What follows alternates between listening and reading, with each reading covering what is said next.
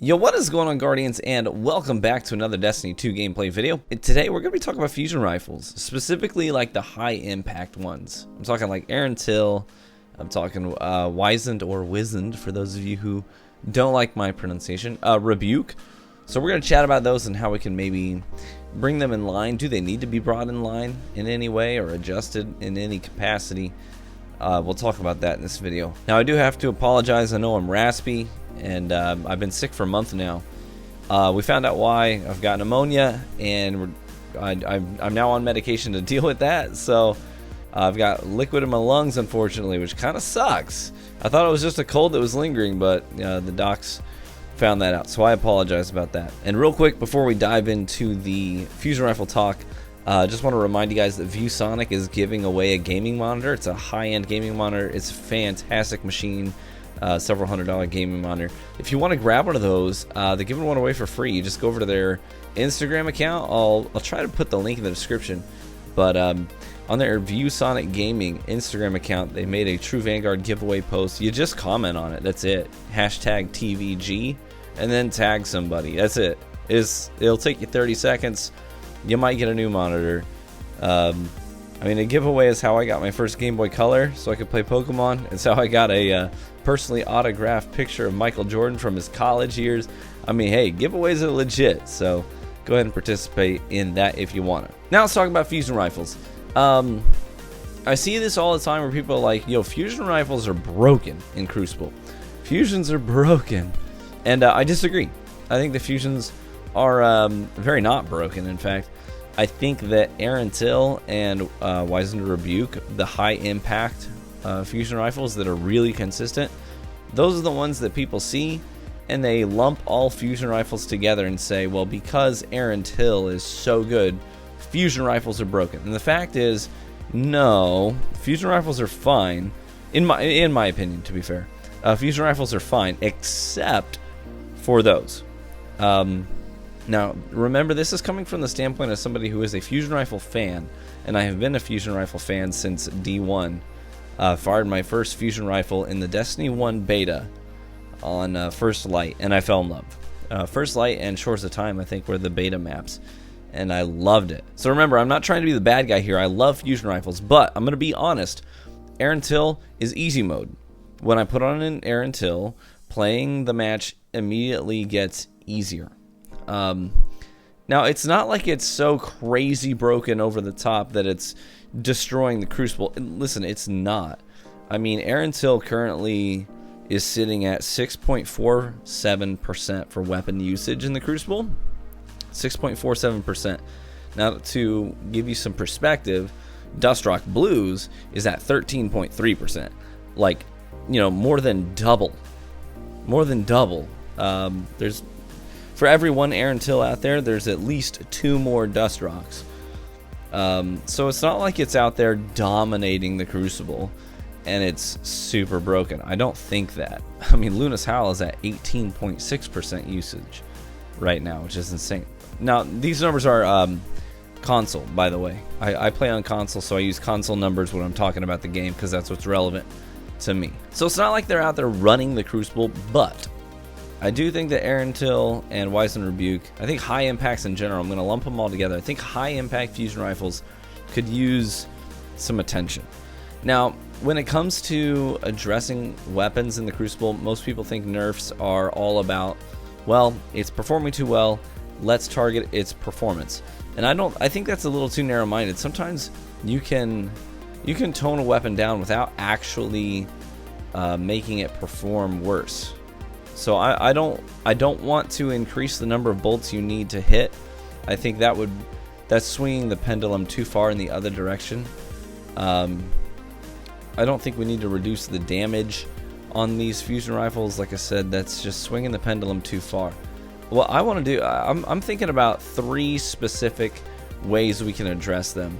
And I'd be curious to hear your thoughts as well. What do you think we can do or should do, if we should do anything at all? The first thing I would say is on high impact fusion rifles, backup plan needs to go. In Destiny 1, if you wanted to have backup plan on a fusion rifle, you needed to use your exotic slot. in order to get it, and it wasn't on a high impact fusion rifle. It was a mid-tier impact and charge rate fusion rifle. It was Plan C. So if you wanted to have that perk in Destiny 1, it took your exotic slot, and even then it wasn't a high impact. In Destiny 2, you can have that on a high impact like Aaron Till.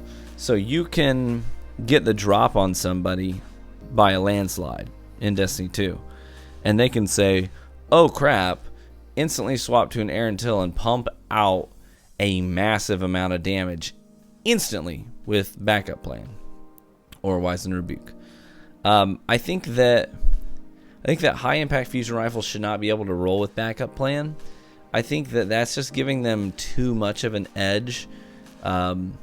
They aren't hard to use. This is coming. I hope I don't offend anybody by saying this, because I love fusion rifles. I really, really do.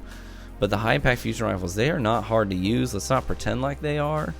A lot of people like to say, well, they're a high skill, weapon archetype. Listen, they're not. I mean, it's a different kind of skill that you use, but it doesn't take a lot of gun skill to use an Aaron Till. In my opinion, I'm sorry, I don't mean to offend anybody. I just don't, for me at least, it just seems so much easier if I put that thing on. I don't think backup plan should be on them, because I think that even increases the usability of them. It takes them from already easy to use to too easy to use. So I'd like to reel that back in. I don't have a problem with fusion rifles being accessible. I don't have a problem with them being easy to use, but I don't want them to overextend in that capacity, and I think that backup plan does that. So I don't think they should roll backup plan.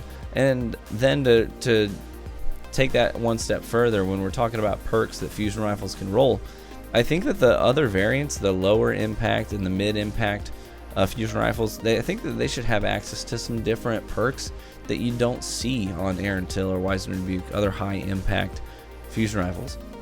I would love to see things like even Icarus was on fusion rifles in Destiny 1. I remember I used to jump around with I had like an each new day. I had an each new day that had rangefinder and Icarus on it in Destiny 1.